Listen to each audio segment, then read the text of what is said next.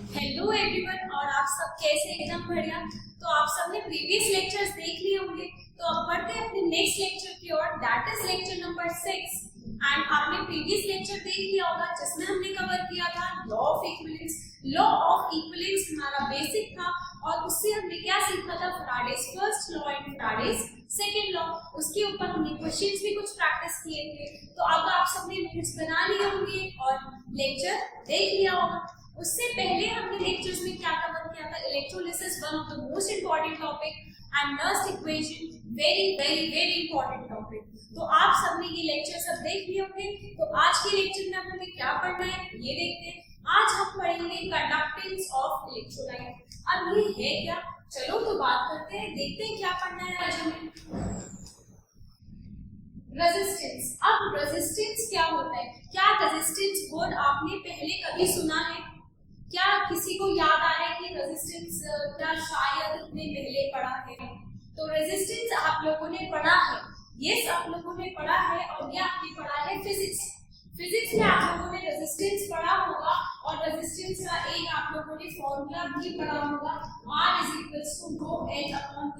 क्या किसी को ये याद आ रहा है? क्या किसी को ये फॉर्मूला याद आया? चलो, अगर आ गया अच्छी बात है, नहीं आया तो याद आ जाएगा। तो रेजिस्टेंस हम लोगों ने फिजिक्स में पढ़ा था, उसमें क्या पढ़ा था कि जो करंट का फ्लो होता है, क्या ये बात आपको पता है कि जो करंट का फ्लो होता है उसके अपोजिट आपका इलेक्ट्रॉन फ्लो होता है। अगर इलेक्ट्रॉन राइट टू लेफ्ट जा रहा है तो करंट कैसे जाएगा, लेफ्ट टू राइट जाएगा। क्या ये बात आप लोगों को पता है? चलो, ये भी अच्छी बात है कि आप लोगों को पता है। तो अब जो है, तो ये रेजिस्टेंस क्रिएट कर रहा है। अब जैसे करंट तो फ्लो कर रहा है कहां पर, राइट साइड। ये कैसे फ्लो कर रहा है करंट? राइट साइड फ्लो कर रहा है। अब जो इसको अपोज कर रहा है, जो करंट के फ्लो को अपोज करता है, उसको क्या बोलते हैं? रेजिस्टेंस बोलते हैं। और रेजिस्टेंस कौन क्रिएट कर रहा है? रेजिस्टेंस क्रिएट कर रहे हैं इलेक्ट्रॉन्स। अब पर किस केस में? ये बात है हमारी फिजिक्स की। ये हमारी किसकी बात है? ये हमारी फिजिक्स की बात है। तो अब हमें केमिस्ट्री में क्या करना है तो ये भी मैं आपको बताऊंगी। और फिजिक्स में हमने क्या पढ़ा था कि एक वायर होता है, फॉर एग्जांपल सिल्वर का वायर है या फिर किसी भी चीज का, कॉपर का वायर है। तो उसमें क्या होता है, जो वायर होता है, वायर में फॉर एग्जांपल करंट ऐसे फ्लो कर रहा है, तो इसमें जो इलेक्ट्रॉन का फ्लो होगा इसके अपोजिट होगा। तो अब इस वायर के अंदर रेजिस्टेंस कौन क्रिएट कर रहा है? इलेक्ट्रॉन्स क्रिएट कर रहे हैं। क्या फिजिक्स में ये बात याद आ गई सबको? चलो, अब अगर ये बात याद आ गई है तो हम अब केमिस्ट्री के केस में बात कर लेते हैं कि केमिस्ट्री में क्या होता है। केमिस्ट्री में जो रेजिस्टेंस क्रिएट करते हैं वो करते हैं आयंस। अब आयंस कैसे रेजिस्टेंस क्रिएट कर रहे हैं, चलो ये भी बात समझते हैं। फॉर एग्जांपल एक बीकर है, यहाँ पर ये दो इलेक्ट्रोड्स हैं, ठीक है। अभी तक हम इलेक्ट्रोड्स की ऐसी वाली साइड पढ़ रहे थे, अब इनकी इसको थोड़ा सा ऐसे घुमा देंगे तो वो वाली साइड देख लेंगे। तो इसका कुछ एरिया होगा, एरिया ऑफ क्रॉस सेक्शन दोनों में, बीच में दोनों में ही डिस्टेंस है जिसको हम बोलते हैं लेंथ है, ठीक है। ये आपका सॉल्यूशन है, ये आपका क्या है? ये आपका क्या है? सॉल्यूशन। अब इस सॉल्यूशन के अंदर आयंस प्रेजेंट होंगे। फॉर एग्जांपल अगर सॉल्यूशन है CuSO4 का या फिर ZnSO4 का या AgNO3 का, फॉर एग्जांपल कुछ भी आप ले लो, तो उसमें आयंस प्रेजेंट होंगे। फॉर एग्जांपल AgNO3 है तो Ag+ और NO3- आयन प्रेजेंट होंगे। चलो, तो प्रेजेंट होंगे, तो जो आयंस प्रेजेंट होंगे, अब जो केमिस्ट्री में जो रेजिस्टेंस क्रिएट करेगा वो कौन करेंगे? आयंस क्रिएट करेंगे। फिजिक्स में कौन कर रहे थे रेजिस्टेंस क्रिएट? इलेक्ट्रॉन कर रहे थे। केमिस्ट्री में रेजिस्टेंस क्रिएट कौन करेंगे? आयंस करेंगे। क्या ये बात समझ आई? तो यहाँ पर जो इलेक्ट्रॉन्स का, जो यहाँ पर करंट का फ्लो होगा उसके अपोजिट हमारा क्या होगा? आयंस का फ्लो होगा। और जो अपोजिट में आयंस का फ्लो होगा उसमें क्या होगा? उसकी वजह से ही रेजिस्टेंस क्रिएट होगा। तो क्या ये बात समझ आई? चलो, तो यहाँ पर एरिया ऑफ क्रॉस सेक्शन क्या है? A, लेंथ क्या है? L। तो क्या मैं यहाँ पर बोल सकती हूँ, यहाँ पर भी क्या मैं सेम डेरिवेशन कर सकती हूँ? Resistance is directly proportional to length and resistance is inversely proportional to area of cross section. अब ये जो प्रोपोर्शनैलिटी कांस्टेंट है, अगर हमें इसे हटाना हो तो एक कांस्टेंट आएगा और उस कांस्टेंट को ही हम रो बोलते हैं, दैट मींस रेजिस्टिविटी। उसके बारे में हम आगे बात करेंगे। तो क्या ये क्या R is equals to rho L upon A, क्या ये हमारा रेजिस्टेंस का फॉर्मूला आ गया? दैट मींस फिजिक्स और केमिस्ट्री दोनों में ही रेजिस्टेंस का फॉर्मूला सेम रहेगा, बस डिफरेंस कितना है? डिफरेंस ये है जो रेजिस्टेंस केमिस्ट्री में क्रिएट हो रहा है वो आयंस की वजह से हो रहा है, और जो फिजिक्स में हो रहा था वो इलेक्ट्रॉन्स की वजह से हो रहा था। चलो इतनी बात तो हमें क्लियर होती है। इसके बाद हम आगे बढ़ते हैं। अब आगे हमें क्या बात करनी है? आगे हम पढ़ते हैं कि चलो पहले इसकी डेफिनेशन लिख लेते हैं रेजिस्टेंस की। तो रेजिस्टेंस की आप लोग डेफिनेशन लिखेंगे, it is the opposition of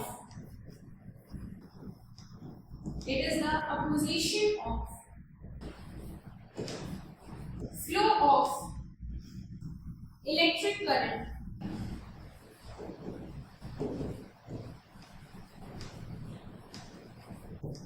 through an electrolyte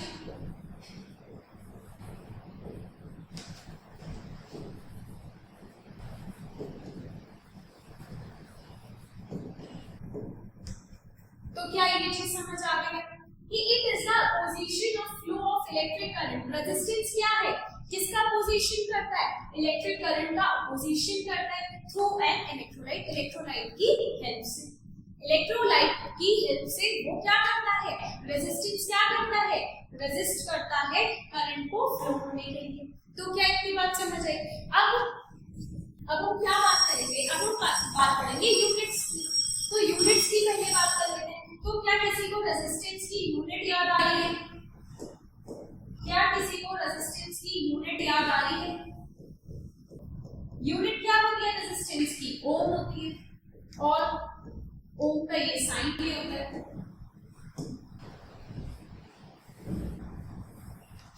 इतना आप लोग कॉपी करेंगे। अब जैसे ये तो हमें पता चल गया, हमें क्या पता चला था? हमें ये पता चल गया था कि जो इलेक्ट्रॉन्स जो फिजिक्स में है वहाँ जो रेजिस्टेंस क्रिएट हो रहा है इलेक्ट्रॉन्स की वजह से हो रहा है, और केमिस्ट्री में हमारे आयंस की वजह से हो रहा है। तो अब ये रेजिस्टेंस क्रिएट कैसे होता है सॉल्यूशन में?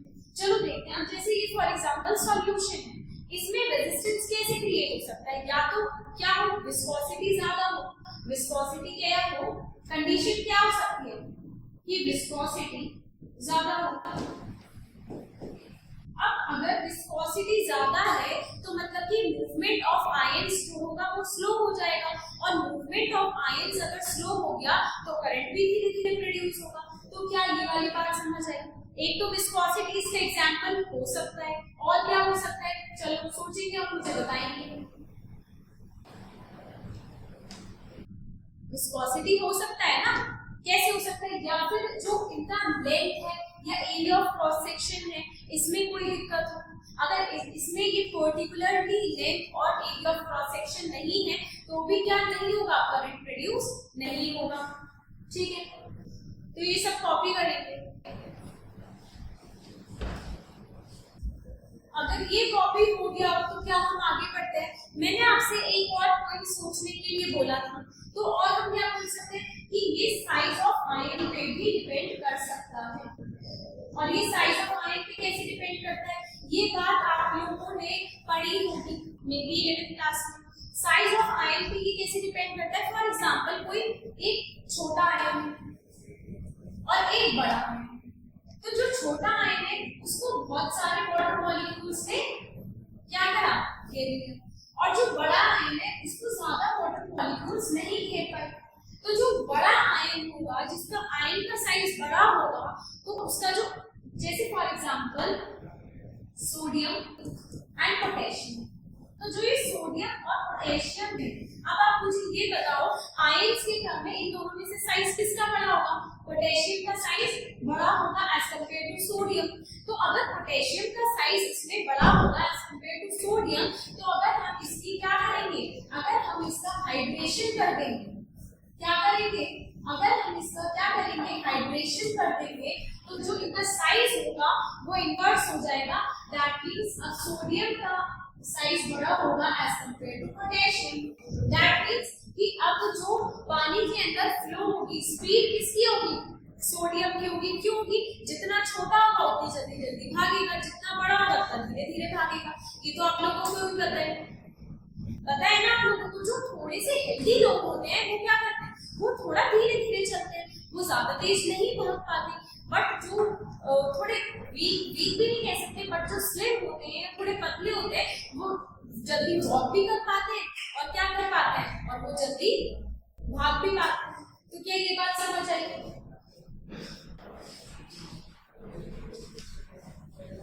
तो क्या अब आपको ये बात समझ आ रही है कि वो किस पे डिपेंड कर रहा है, वो विस्कोसिटी पे और साइज ऑफ आयन पे डिपेंड कर रहा है।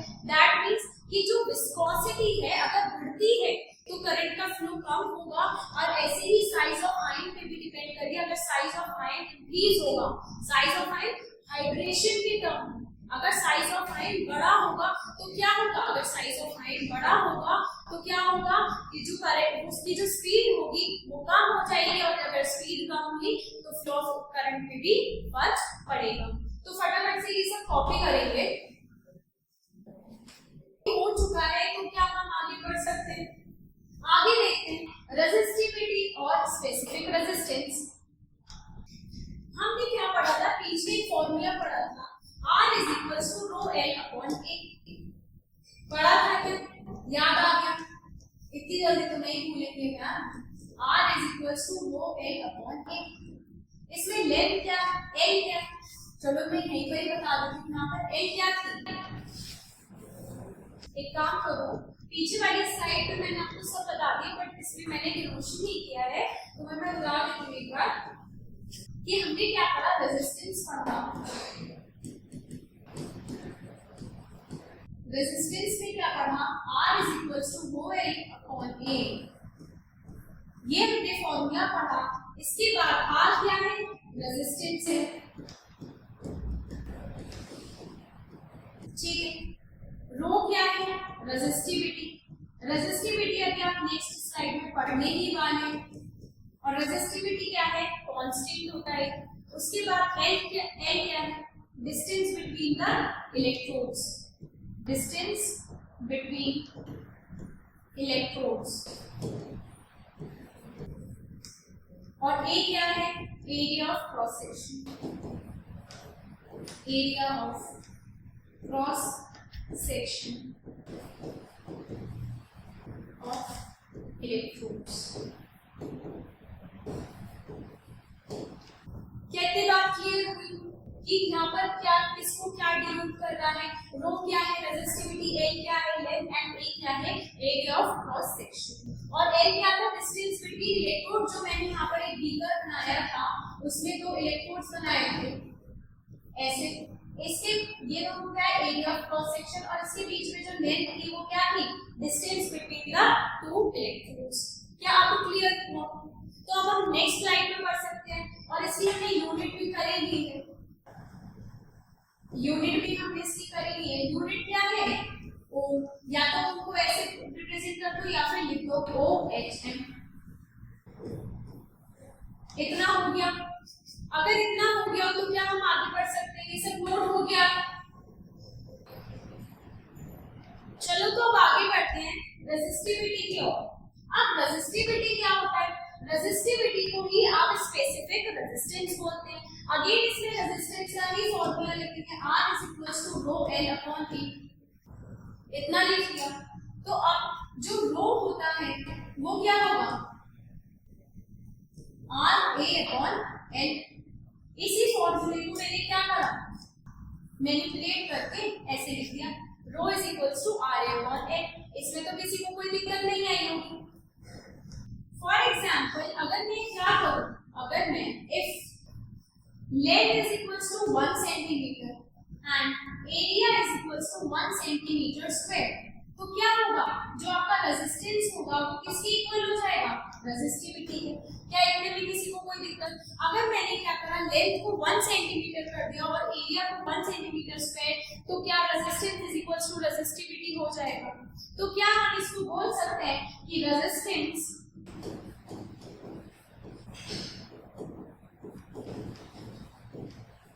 is numerically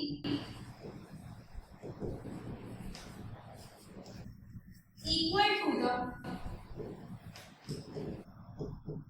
रेजिस्टिविटी, और रेजिस्टिविटी को और क्या बोलते हैं हम? Specific resistance. ये बात आपको याद रखनी है। तो resistance is numerically equal to the resistivity offered by the solution,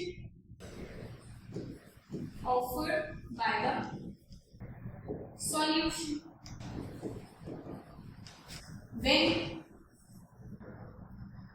distance between the electrodes, distance between the electrodes is 1 centimeter and area of cross section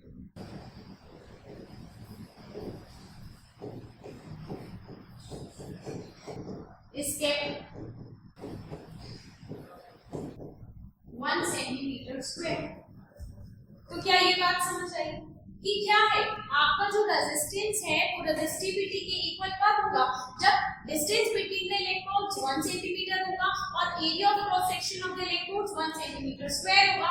इसी को मैंने वर्ड्स में लिखवा दिया है कि resistance is numerically equal to the resistivity offered by the solution when distance between the electrodes is 1 centimeter and area of cross section is kept 1 centimeter square। और ये चीज मैंने आपको ऐसे क्यों लिखवाई है? ये इसलिए लिखवाई है, फॉर एग्जांपल आपका असर्शन में आ जाता है या स्टेटमेंट्स में आ जाता है कि क्या रेजिस्टेंस रेजिस्टिविटी के इक्वल हो सकता है? तो यस, रेजिस्टेंस रेजिस्टिविटी के इक्वल हो सकता है। कब? उसका रीजन क्या होगा कि जब लेंथ 1 सेंटीमीटर होगी और area of cross section 1 centimetre square होगा। तो क्या आप इसकी यूनिट्स की बात कर लें? रेजिस्टेंस, अब resistance is equals to rho L upon A. तो रेजिस्टिविटी की अगर हम यूनिट लिखेंगे तो क्या होगा? R A upon L. तो मतलब कि क्या होगा? आर क्या होता है आपका ओम, एरिया क्या होता है सेंटीमीटर स्क्वायर, लेंथ क्या होती है सेंटीमीटर। क्या इतने में किसी को कोई दिक्कत? तो अगर मैंने यहां से 1 सेंटीमीटर से 1 सेंटीमीटर काटा तो क्या आएगा? Rho is equals to O centimetre. क्या इतने में किसी को कोई दिक्कत? कॉपी करेंगे।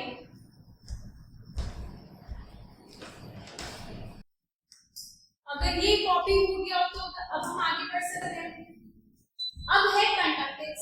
Now what is conductance? तो लिखेंगे पहले, it is the reciprocal of the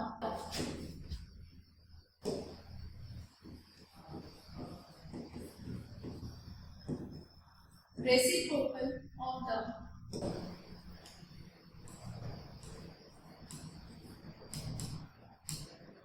it is the reciprocal of the resistance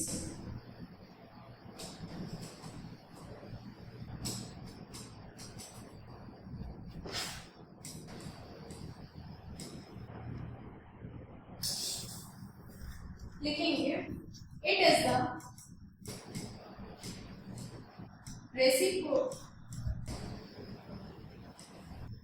reciprocal of the resistance offered by the solution।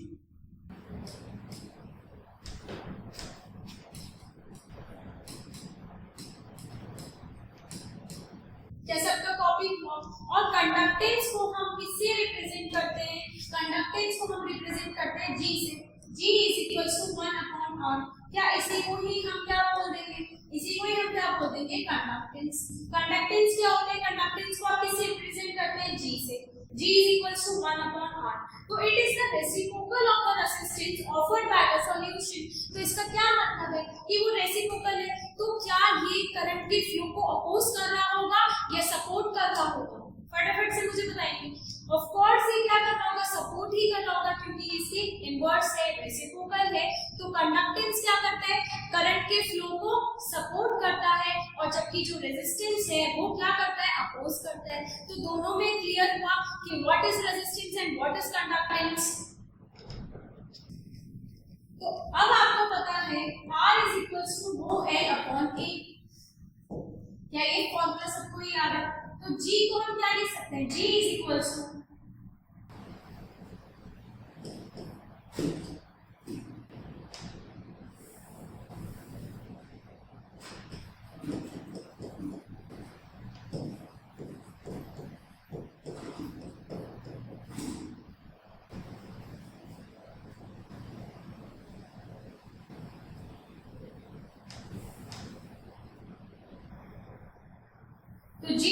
Equals to 1 upon R, और आर को मैं ऊपर ले जाऊं उसको 1 अपॉन जी लिख दूं तो भी कोई दिक्कत नहीं है।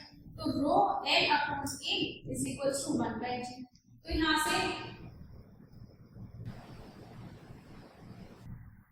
जी क्या हो गया, रो ए अपॉन एल। क्या यहाँ से ये जी का फॉर्मूला आ गया। अब आपको ये रटने की जरूरत नहीं है या ही याद करने की जरूरत है। आपको क्या करना है, आपको बस रेजिस्टेंस का फॉर्मूला याद रखना है, रो एल अपॉन ए। आपको कंडक्टेंस पता है G is equals to 1 upon R, तो अगर आप वैल्यू पुट करेंगे तो क्या आ जाएगा, G is equals to rho A upon L. क्या इतने में दिक्कत। अब इसकी यूनिट कैसे देखेंगे, अब जो कंडक्टेंस की यूनिट है वो कैसे देखेंगे, तो देखते हैं कंडक्टेंस की यूनिट कैसे देखेंगे। अब हमें पता है कि जो G है वो 1 अपॉन R होता है, तो इसकी यूनिट हमें रेजिस्टेंस की यूनिट क्या सबको याद है, रेजिस्टेंस की यूनिट याद है ओम। तो क्या मैं इसको ये लिख सकती हूँ 1 अपॉन ओम। तो क्या मैं इसको ओम इनवर्स भी लिख सकती हूँ, क्या मैं इसको ओम इनवर्स लिख सकती हूँ, और ओम इनवर्स की जगह और क्या लिख सकते हैं हम, इसको मो भी बोलते हैं MHO, और क्या बोलते हैं इसे साइमन भी बोलते हैं, साइमन को S से रिप्रेजेंट करता है। तो ये सारी यूनिट्स बहुत इंपॉर्टेंट हैं और ये सारी यूनिट्स आपको बहुत अच्छे से याद रखनी है। ये यूनिट्स बहुत ज्यादा इंपॉर्टेंट है और ये यूनिट्स आपको याद रखनी है। कभी कभी क्वेश्चन में ऐसा होगा कि आप यूनिट से ही समझेंगे कि क्वेश्चन में क्या गिवन है, कि साइमन गिवन है दैट मींस आपको कंडक्टेंस गिवन है, या ओम इनवर्स लिखा हुआ है दैट मींस आपको कंडक्टेंस गिवन है। क्वेश्चन में क्वेश्चन सॉल्व करने के लिए आपको यूनिट्स अच्छे से याद होनी चाहिए, ठीक है। तो सब नोट करेंगे। तो क्या इससे पहले वाली स्लाइड नोट हो गई थी आप लोगों की, इसमें मैंने आपको कंडक्टेंस बताया था। कंडक्टेंस हम G से रिप्रेजेंट करते हैं। कंडक्टेंस क्या होता है, it is the reciprocal of the resistance G is equals to 1 upon R। तो और R हमें पता है R is equals to rho L upon A। तो यहाँ से अगर आप वैल्यू पुट करेंगे तो G is equals to rho A upon L। और ये आपको याद रखने की डायरेक्टली कोई जरूरत नहीं है, बस आपको याद क्या रखना है, आपको याद रखना है कि जो कंडक्टेंस होता है वो क्या होता है, G is equals to 1 upon R, ठीक है। कंडक्टेंस की यूनिट 1 अपॉन R, मतलब R की यूनिट क्या है, ओम। ओम को और क्या लिख सकते हैं, ओम इनवर्स, और क्या लिख सकते हैं MHO दैट मींस मो, और क्या लिख सकते हैं साइमन। साइमन को किससे रिप्रेजेंट करते हैं S। तो क्या ये भी हो गया, क्या हम आगे बढ़ सकते हैं। आगे क्या है, सेल कांस्टेंट। अब ये सेल कांस्टेंट क्या होता है ये भी हम देख लेते हैं। सेल कांस्टेंट क्या होता है, लिखेंगे पहले, it is the ratio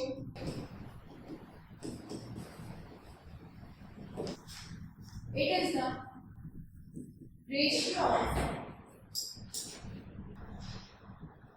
distance between the electrodes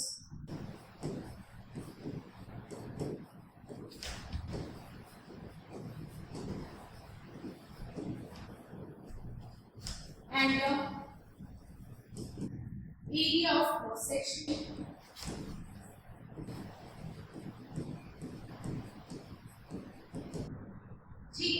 तो सेल कांस्टेंट को हम किससे रिप्रेजेंट करते हैं, G स्टार से।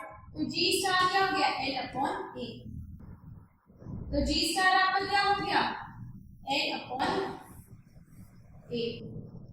तो क्या ये सबको याद रहेगा कि सेल कांस्टेंट तो क्या होता है, सेल कांस्टेंट को आप रिप्रेजेंट करते हैं G स्टार से। और ये आपको डायरेक्टली न्यूमेरिकल क्वेश्चंस में पूछ लिया जाता है कि calculate the value of cell constant. तो सेल कांस्टेंट क्या मतलब है, G स्टार, और G स्टार क्या है, L upon A। This is cell constant. इसको हम क्या बोलते हैं, सेल कांस्टेंट। और ये पीछे आपके फॉर्मूले में भी आया है।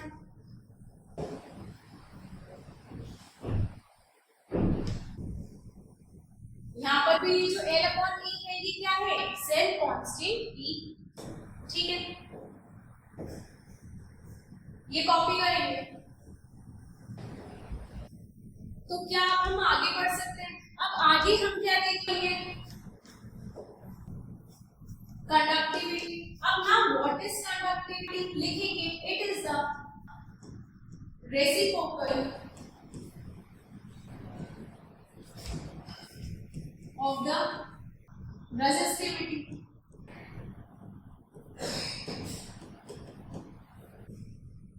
offered by the solution।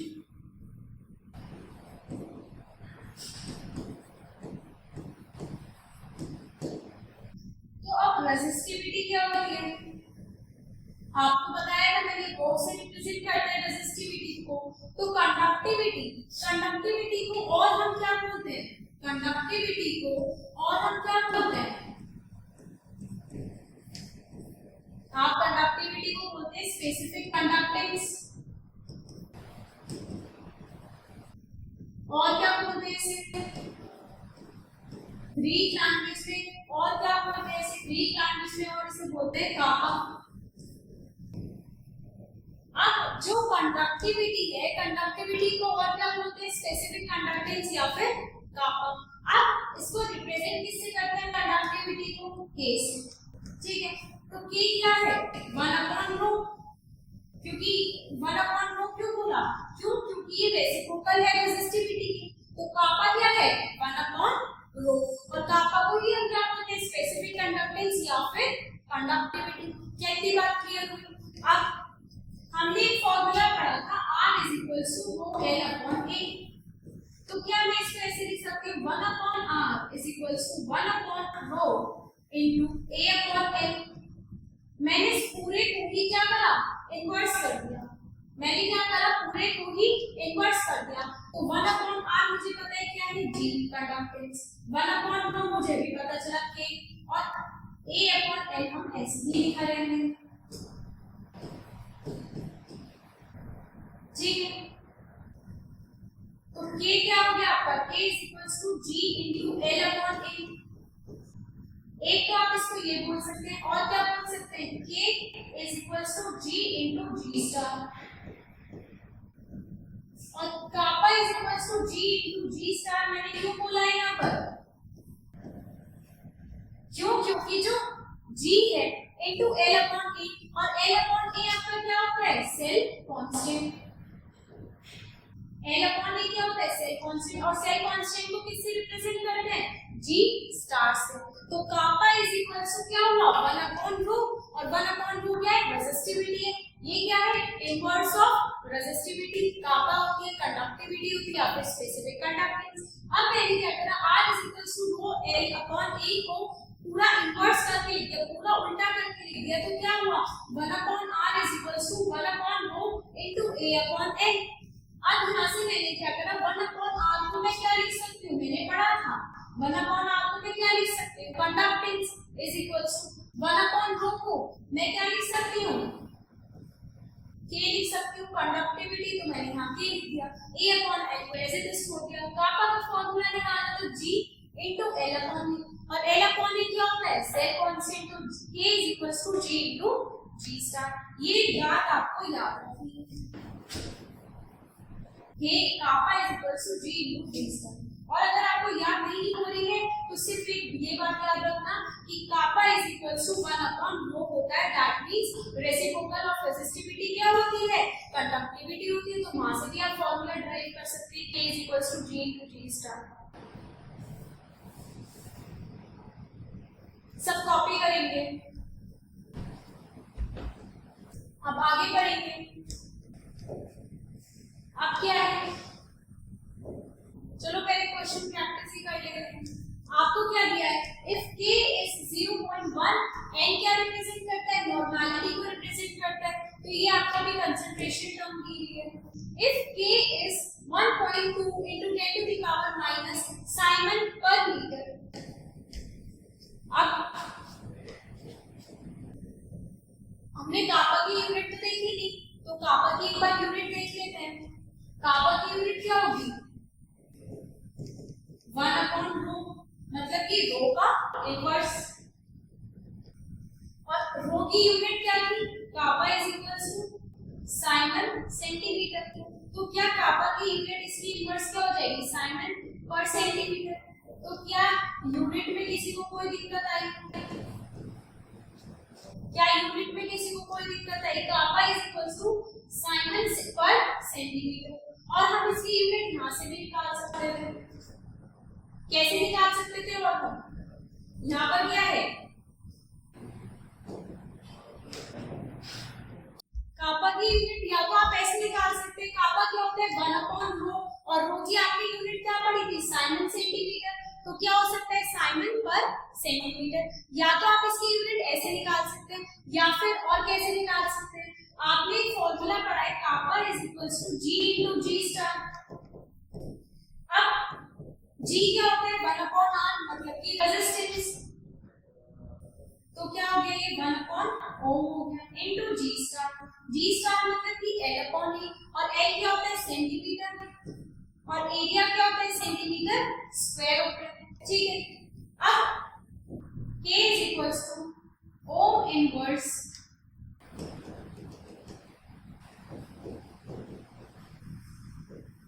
Om inverse और सेंटीमीटर इनवर्स, और ओम इनवर्स को हम क्या बोलते हैं साइमन भी बोलते हैं, तो साइमन सेंटीमीटर इनवर्स।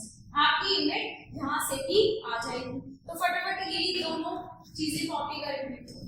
यूनिट आप कैसे भी निकाल सकते हैं, बस आपको बेसिक यूनिट्स आनी चाहिए कि रेजिस्टेंस की यूनिट क्या है ओम होती है और लेंथ की क्या होती है सेंटीमीटर होती है, एरिया की सेंटीमीटर स्क्वायर होती है। फॉर्मूले आपको याद होने चाहिए तो आपकी यूनिट्स बहुत आसानी से निकल जाएंगी। अगर ये कॉपी हो गया तो हम नेक्स्ट स्लाइड पे चलेंगे। अब यहाँ पर साइमन पर मीटर दे रखा है, तो इससे तो हमें क्लियर हो गया कि K ही दे रखा है, दैट मींस कंडक्टिविटी ही गिवन है। तो K is equals to 1.2 into 10 to the power -2 siemens per metre and resistance is 60 ohm. Resistance आपको क्या दे रखा है 60 ओम। फाइंड G स्टार, आपको G स्टार निकालना है, दैट मींस क्या निकालना है आपको सेल कांस्टेंट निकालना है। तो क्या ये क्वेश्चन आप हो सकता है, पहले आप लोग ट्राई करेंगे। हमने क्या पढ़ा था formula K is equals to G into G star, क्या आप लोगों ने फॉर्मूला पढ़ा है? तो K हमें दे रखा है K is equals to G को हम क्या लिख सकते हैं 1/R। ये बात हमें पता है कि कंडक्टेंस को हम क्या लिख सकते हैं 1/R इनटू G स्टार। अब K की वैल्यू आपको दे रखी है 1.2 into 10 to the power, क्या दे रखे हैं 1.2 into 10 to the power -2 is equals to 1/R, क्या दे रखा है आपको 60 into G star. G star आपको निकालना है, तो क्या होगा 1.2 into 60 into 10 to the power -2 centimetre. Metre में दे रखा है तो मीटर इनवर्स। क्या यही आपकी सेल कांस्टेंट की वैल्यू होगी? क्या यही सबकी सेल कांस्टेंट की वैल्यू है? ये कैलकुलेट करके अपना आंसर निकाल लेंगे आप लोग। क्या किसी को इस क्वेश्चन में कोई दिक्कत? आपने क्या करना था, आपने सीधा फॉर्मूला लगाना था, तो उसके लिए बस आपको फॉर्मूला याद होना चाहिए कि kappa is equals to G into G star. तो G क्या होता है 1/R, R आपको गिवन है 60, कापा आपको गिवन है 1.2 into 10 to the power -2, G star निकालना है तो वो निकल जाएगा। क्या इस क्वेश्चन में किसी को कोई प्रॉब्लम? कॉपी करेंगे। क्या अब हम अपने नेक्स्ट क्वेश्चन पे चल सकते हैं? Now see the next question. A conducting cell was filled with a 0.02 molar KCl। आपको क्या दे रखा है ये? आपको क्या दे रखा है ये? आपको दे रखा है कंसंट्रेशन which has conductivity। आपको कंडक्टिविटी दे रखी है 2 into 10 to the power -3। Find the resistance. Resistance आपको निकालना है। अब आपको यहाँ सिग्मा दे रखा है, तो किसी के दिमाग में ये क्वेश्चन आया है कि सिग्मा क्या है? सिग्मा तो मैम आपने पढ़ाया ही नहीं, तो अब आपको मैं बता देती हूँ। सिग्मा क्या होता है? सेल कांस्टेंट होता है, मतलब कि G स्टार ही होता है। तो आपको G स्टार दे रखा है, क्या दे रखा है 0.1 सेंटीमीटर इनवर्स। और कमाल की बात ये है कि अगर आपको सिग्मा नहीं समझ आ रहा है कि सिग्मा को ही सेल कांस्टेंट बोलते हैं या G स्टार बोलते हैं, अगर आपको ये वाली बात समझ नहीं आ रही है या याद नहीं आया, फॉर याद नहीं आया तो आप लोग क्या करेंगे, आप लोग यूनिट देखेंगे और सेंटीमीटर इनवर्स हमारी किसकी यूनिट थी, जी स्टार की। इसलिए इस चैप्टर में यूनिट का बहुत ज्यादा यूज है। ठीक है, तो अब जी स्टार के 0.1 सेंटीमीटर इनवर्स आपको क्या निकालना है, रेजिस्टेंस निकालना है। तो अगेन अगर हम कापा का फॉर्मूला लगा दें तो क्या सॉल्व हो सकता है क्वेश्चन, और कंडक्टेंस को ही हम क्या बोलते हैं, 1/r। रेजिस्टेंस आपको निकालना है, ठीक है, और कापा आपको दे रखा है, जी स्टार दे रखा है। तो रेजिस्टेंस कैसे निकालेंगे, resistance is equals to G star upon kappa, और जी स्टार आपको क्या दे रखा है, 0.1। रेजिस्टेंस क्या दे रखा है, 2 × 10⁻³ तो रेजिस्टेंस क्या आ गया यहाँ से आपका, 0.1 अपॉन 2 × 10⁻³ ओम। क्या यही रेजिस्टेंस आएगा, आपको क्वेश्चन में क्या गिवन था, कापा गिवन था, आर आपको निकालना था, जी स्टार आपको गिवन था। तो फॉर्मूला अगेन ये वाला लगाएंगे और क्वेश्चन सॉल्व कर लेंगे। क्या किसी को इस क्वेश्चन में दिक्कत, फटाफट से ये क्वेश्चन भी कॉपी करेंगे। अगर ये क्वेश्चन कॉपी हो गया तो हम नेक्स्ट पे पढ़ सकते हैं, मोलर कंडक्टिविटी। अब ये मोलर कंडक्टिविटी क्या होता है जल्दी बताएंगे। तो मोलर कंडक्टिविटी को हम रिप्रेजेंट करते हैं लैम्डा m से। तो लिखेंगे the conductance of the solution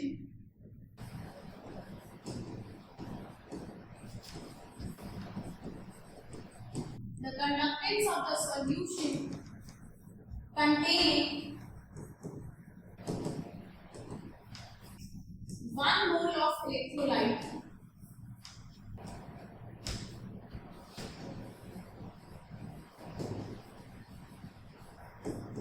irrespective of volume.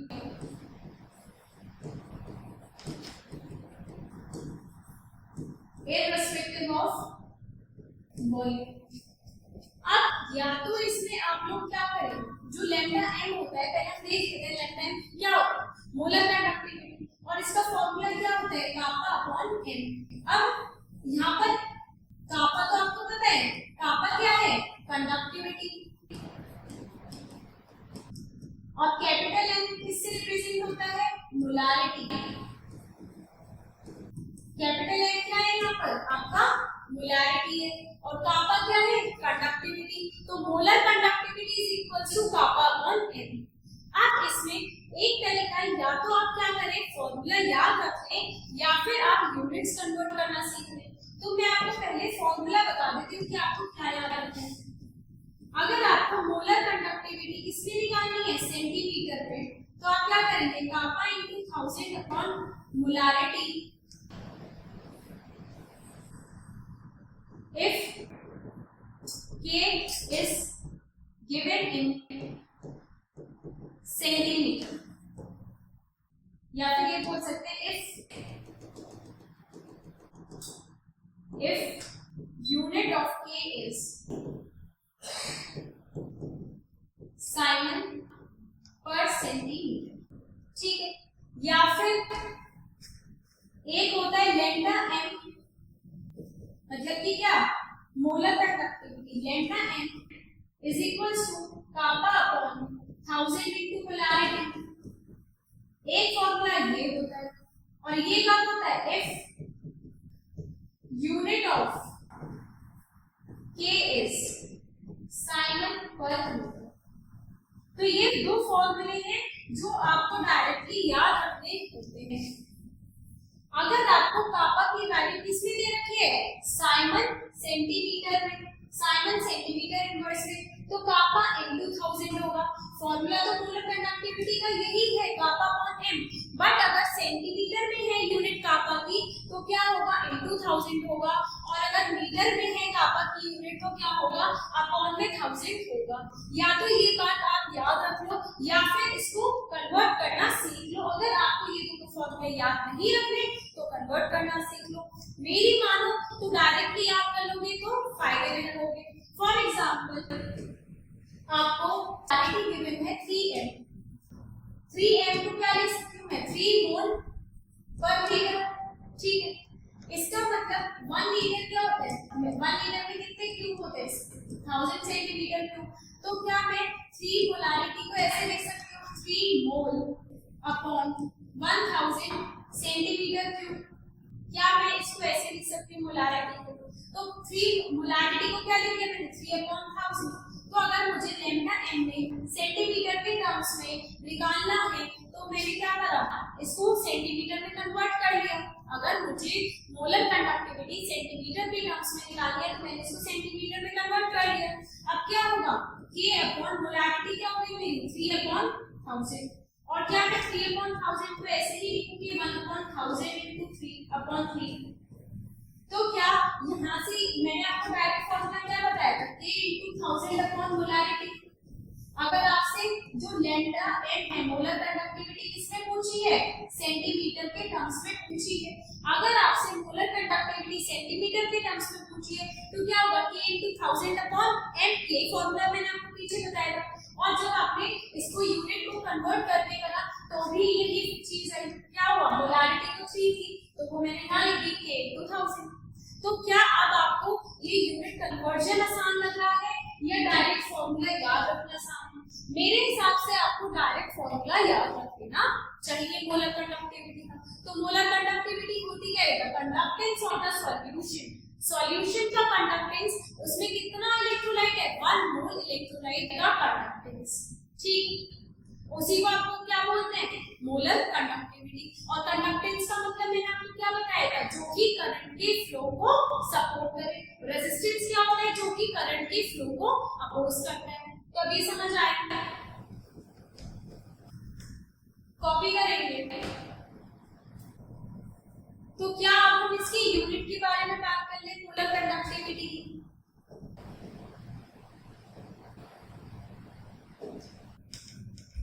तो मोलर कंडक्टिविटी की अगर हम यूनिट देखेंगे तो कैसे देखेंगे,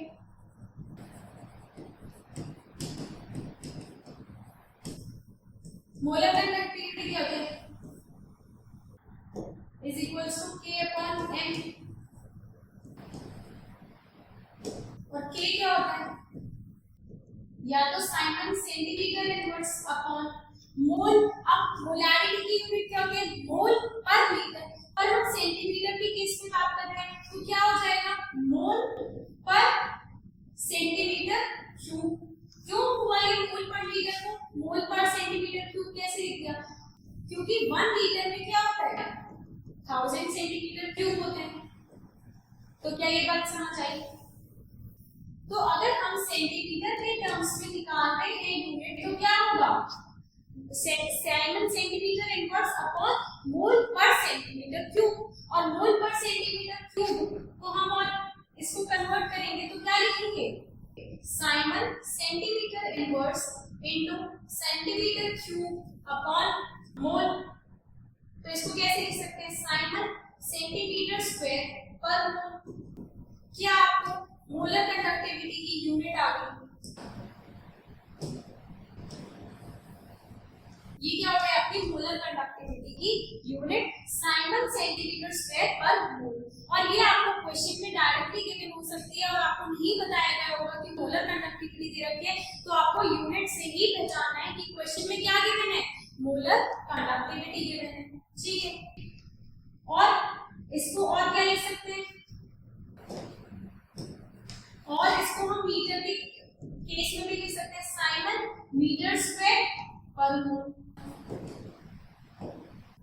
क्या दोनों के लिए ही बात यही है, क्या किसी को इतने में कोई दिक्कत। मोलर कंडक्टिविटी की यूनिट कैसे निकालनी है समझ आई। मोलर कंडक्टिविटी का फॉर्मूला क्या पढ़ा था हमने, कापा अपॉन मोलारिटी। अगर हमें सेंटीमीटर की यूनिट निकालनी है तो सेंटीमीटर वाला फॉर्मूला रख दिया। तो साइमन पर सेंटीमीटर कापा की यूनिट, मोलारिटी में मोल पर सेंटीमीटर क्यूब। तो मोल पर सेंटीमीटर क्यूब का क्या मतलब हुआ, साइमन पर सेंटीमीटर इनटू सेंटीमीटर क्यूब ऊपर चला जाएगा अपॉन मोल। तो अब क्या हो गया, साइमन सेंटीमीटर स्क्वायर पर मोल।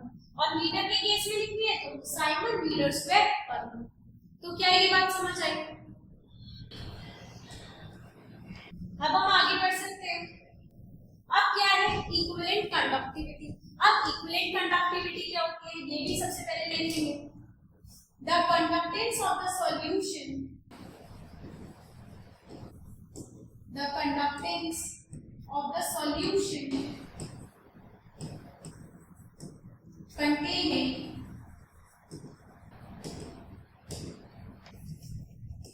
1 gram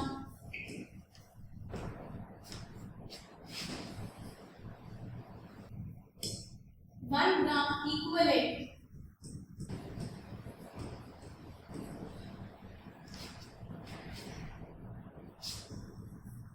containing 1 gram equivalent of an electrolyte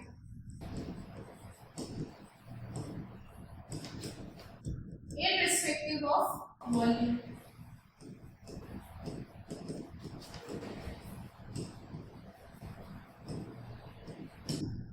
Irrespective of volume. तो सब कॉपी करेंगे। The conductance of the solution. अब आपको कंडक्टेंस किसकी बतानी है?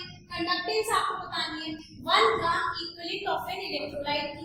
जो इलेक्ट्रोलाइट है उसमें जो उसकी कंसंट्रेशन है वो क्या है 1 ग्राम इक्विवेलेंट। इसकी आपको क्या बतानी है? कंडक्टेंस बतानी है। और इससे आपका वॉल्यूम का कोई भी लेना देना नहीं है।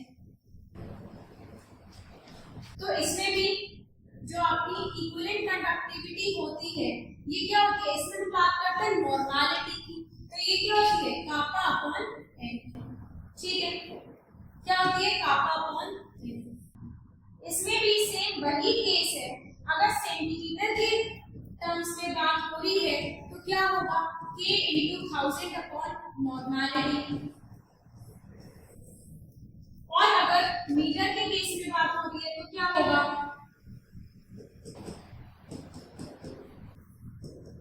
k upon normality × 1000। और ये बात कब होगी? जब आपको कापा किसमें दे रखा है? Simon per metre. और इसमें कब होगी? जब आपको साइमन पर सेंटीमीटर में दे रखा हो। अगर कापा आपको साइमन पर सेंटीमीटर में दे रखा है तो k × 1000 अपॉन n।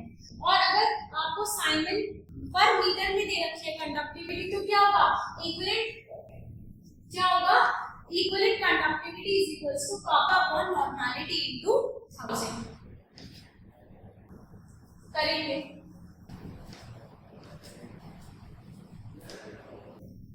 अगर आपको ये कॉपी हो गया तो हम आगे बढ़ सकते हैं।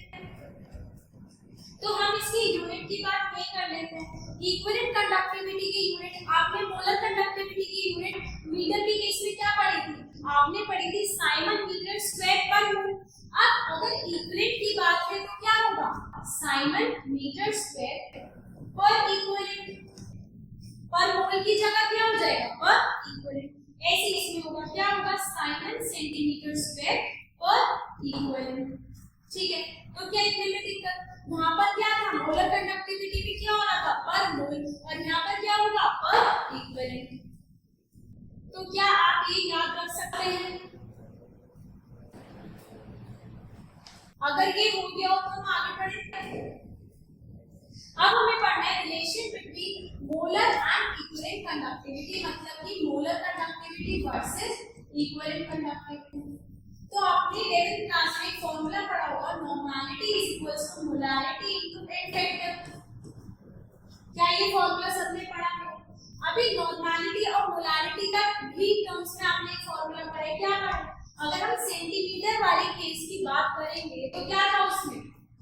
Molar conductivity is equals to k × 1000 upon n। और इक्विवेलेंट कंडक्टिविटी की अगर हम बात करेंगे सेंटीमीटर के टर्म्स में तो k × 1000 अपॉन n। तो क्या यहाँ से मैं मोलारिटी को क्या लिख सकती हूँ? k × 1000 upon molar conductivity into n factor. और यहाँ क्या होगा? k × 1000 upon equivalent conductivity. तो k × 1000 से k × 1000 गया तो क्या आ जाएगा?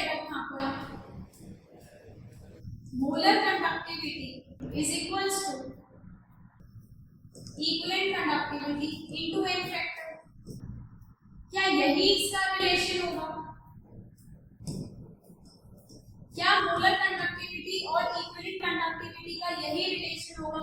क्या होगा? Molar conductivity is equal to equivalent conductivity into n factor. क्या इतने में किसी को कोई प्रॉब्लम? हमने ये रिलेशन कैसे निकाला? हमने ये फॉर्मूला पढ़ रखा है, normality is equal to molarity into n factor. और यहाँ पर सब लिख लेंगे, यहाँ पर जो n है वो क्या है? नॉर्मैलिटी। यहाँ सब नोट कर लेंगे कि यहाँ पर n क्या है? नॉर्मैलिटी। और पीछे वाली स्लाइड में n क्या है? मोलारिटी। ये सब नोट करते चलेंगे।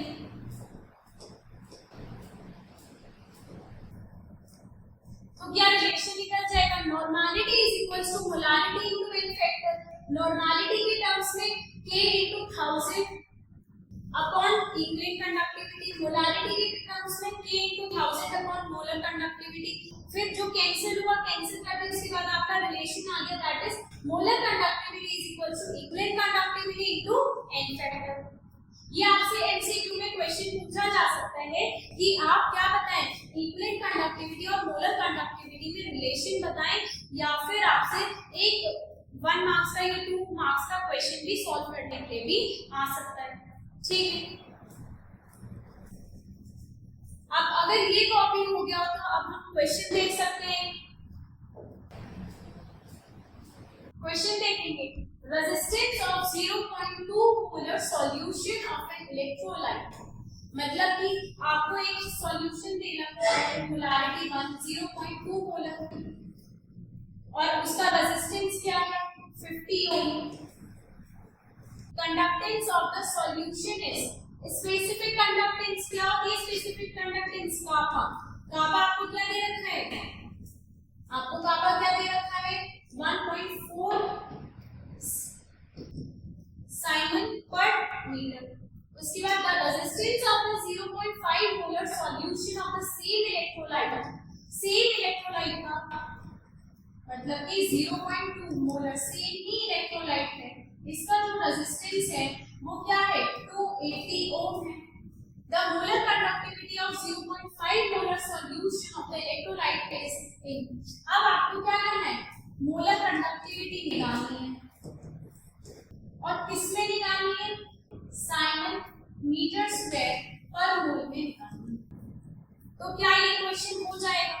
मोलर कंडक्टिविटी का फॉर्मूला हमारा क्या होता है? मोलर कंडक्टिविटी मीटर के केस में पूछा है तो K अपॉन 1000 इनटू m।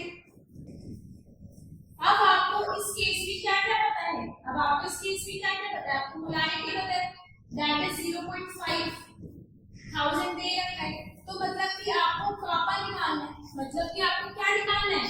इसके साथ साथ और क्या निकालना है? K2 निकालना है। तो K2 निकालने के लिए अब हमें क्या करना पड़ेगा? जल्दी से मुझे बताएंगे, सोच के क्या करेंगे? अब हमने एक फॉर्मूला पढ़ा है K is equal to G into G star, और G स्टार क्या होता है? हमारा सेल कांस्टेंट। तो सेल कांस्टेंट मतलब कि दोनों के लिए भी सेम रहेगा, दोनों कंडीशन में ही सेल कांस्टेंट क्या रहेगा? सेम रहेगा। क्यों रहेगा? क्योंकि वो कांस्टेंट है। तो यहाँ से कापा की वैल्यू आपको पता है, अपॉन कापा की वैल्यू आपको पता है, इज इक्वल टू G को आप क्या लिख सकते हैं? 1 अपॉन R, और R क्या दे रखा है आपको? 50 इनटू G स्टार। तो G स्टार आपका क्या आ गया? G स्टार आपका क्या आ गया? 1.4 into 50 metre inverse. 1.4 into 50 metre inverse आ गया। अब अगर आपको K2 निकालना है तो K2 क्या होगा? K2 is equal to G into G star. क्या यही होगा? K2 is equal to G into G star. G क्या होता है? 1 अपॉन R। तो R इसका दे रखा है आपको 280 इनटू G स्टार, आपका भी क्या निकल गया है? 1.4 इनटू 50।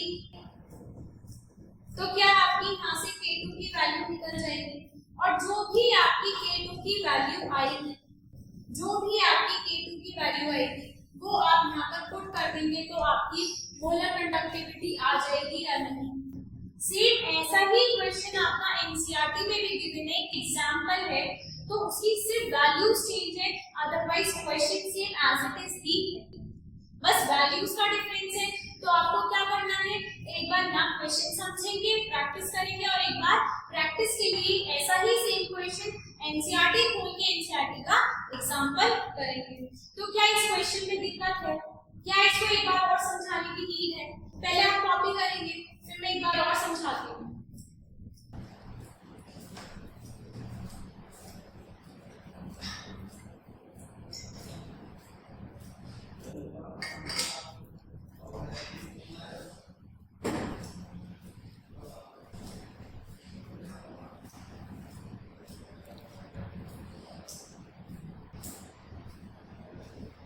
इस क्वेश्चन में क्या था, इस क्वेश्चन में क्या था, आपको रेजिस्टेंस दे रखा था, आपको रेजिस्टेंस दे रखा था 50 ओम, 50 ओम लिख दिया, आपको पोलैरिटी गिवन है 0.2, आपको कापा भी गिवन है, that means 1.4 Simon per metre, आपको सब चीजें गिवन थी।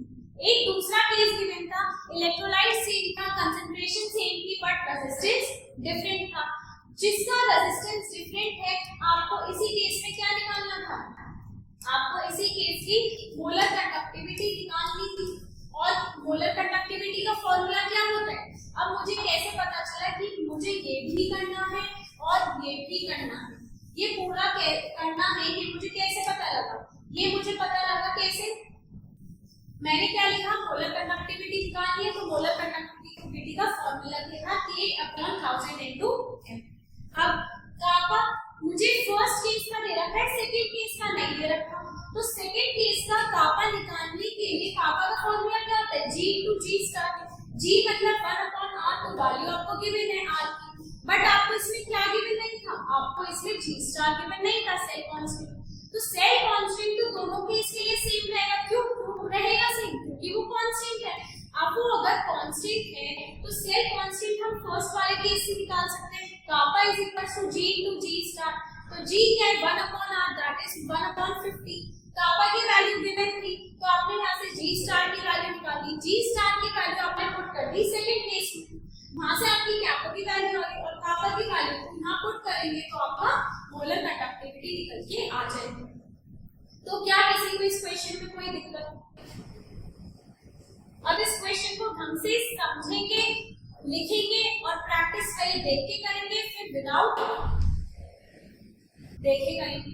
और जब आप बिना देखे प्रैक्टिस कर लेंगे तो एक बार क्या करेंगे, एनसीईआरटी का एग्जांपल भी ट्राई कर लेंगे और कुछ कंडक्टिविटी से रिलेटेड, कंडक्टेंस टॉपिक से रिलेटेड जो आज आपको मैंने पढ़ाया है, एग्जांपल्स इन टेक्स्ट और बैक क्वेश्चंस अब आपके सारे हो जाएंगे, तो एक बार वो प्रैक्टिस कर लेंगे, ठीक है। अब हम मिलते हैं अपने नेक्स्ट लेक्चर में, तब तक के लिए bye bye, keep learning and keep all video, bye bye.